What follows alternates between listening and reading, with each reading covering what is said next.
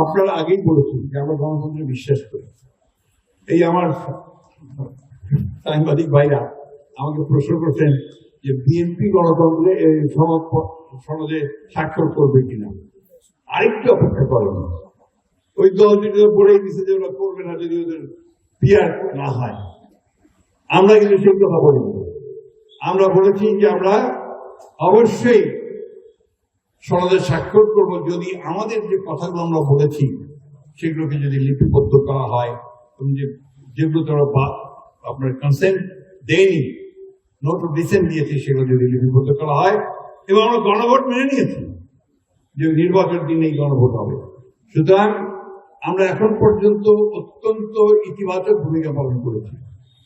আপনার আগামী দিনে আপনারা জানতে পারবেন যে বিএনপি স্বাক্ষর করবে কিনা। এত অস্থির হয় না, একটু অপেক্ষা করেন, একটু টেনশন থাকা ভালো, তাই না? যাই হোক, আপনারা অনুগ্রহ করে আমাদের শেষ কথা, আপনাদের এখানে আমাদের কাছে অনুরোধ যে আপনারা হিন্দু মুসলমান হয়েছে জোট নাকি বেঁধেছে জোট, ধানের শীষে দিবে ভোট। আমাদের হিন্দু ভাইরা এবার বুঝতে পেরেছে তাদের অনেক দিনকার ভুল, ওনারা এবার তৈরি হয়েছেন, ইনশাআল্লাহ তারা ধানের শীষে পড়ছে।